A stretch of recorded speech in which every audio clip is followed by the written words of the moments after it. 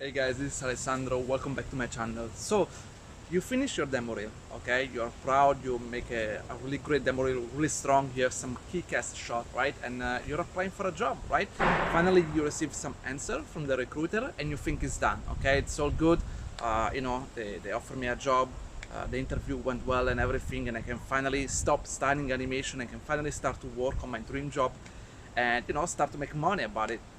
Well, it's not that easy, especially if you are a junior or you're going from study animation to school to your first job. The things is not exactly that easy. You see, most of the company, especially game company, even when you apply for your first job, they will ask you to do a test, okay, an animation test. And this is because, guys, first of all, company will know, especially good animator will know that you as a student, you will receive a lot of guidance from your mentor, right? So it's very difficult for them to know what is your real skill, what you're able to do all by yourself without the help of a mentor, behind your back, constantly helping you in animation. So that's the first part.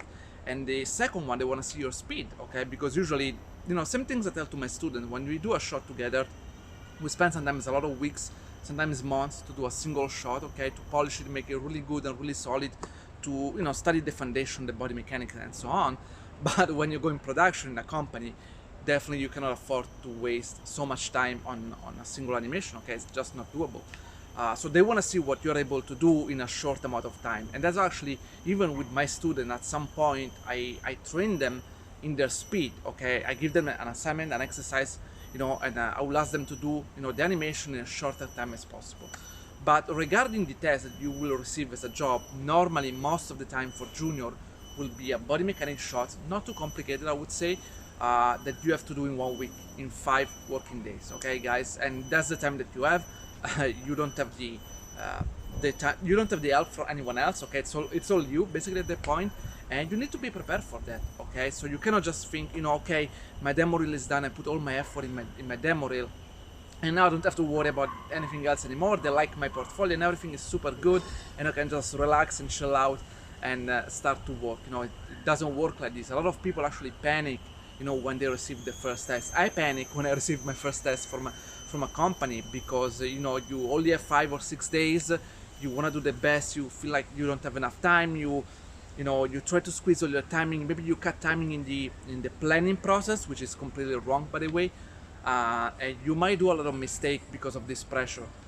So my suggestion, guys, if you are at the stage where you're about to finish your demo reel and you're applying for a job, train your speed as well, not just the skill as body mechanics, make it look good, make it look solid, the same things I've been talking about for months right now. Speed in execution is important. It's important to start to think about how to make the right decision really quickly, okay? Really how to analyze your direction, your test, and think about immediately what you want to do, okay?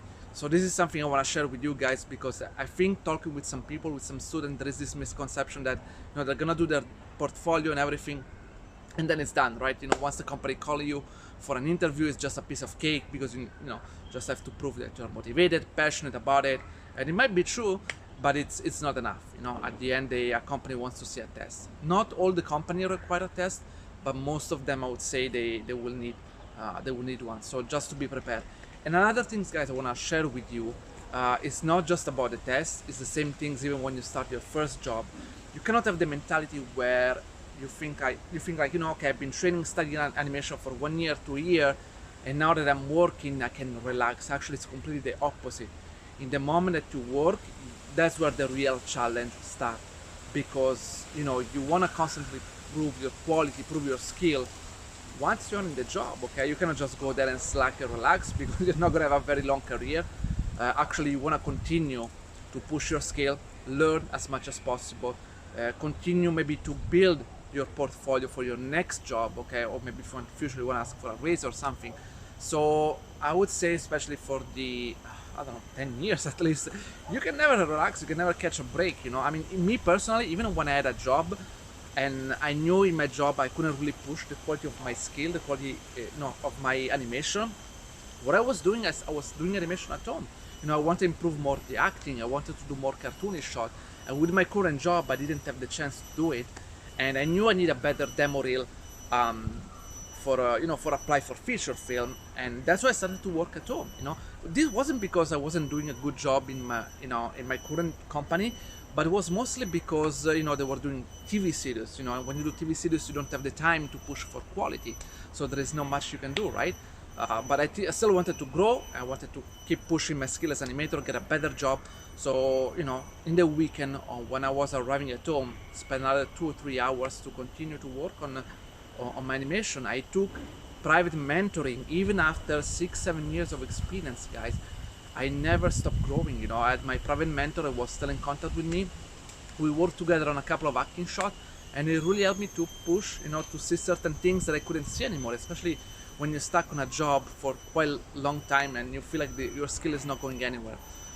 So yeah, that's the kind of mentality you want to have, because I know there are some animators, they have this kind of thinking of, okay, I just got a job, I can relax now, I can just do the bare minimum to survive, or keep maintaining the same skill and getting paid. I don't think you're gonna have a really good career like this. Unfortunately, the life of an artist always keep pushing and pushing. I mean, I said unfortunately, for me, I like it. The most important things I would say is to find the right balance between workplace and your own life, because or else you'll get burned. But for me, this is exciting. Keep pushing myself, learning new skill. Even teaching other people for me is a new skill that I'm constantly learning and pushing, day by day. Okay, guys. So I want to give you this quick heads up, my thought about this. Okay, I hope you learned something from it as usual, guys, and see you next time. Ciao.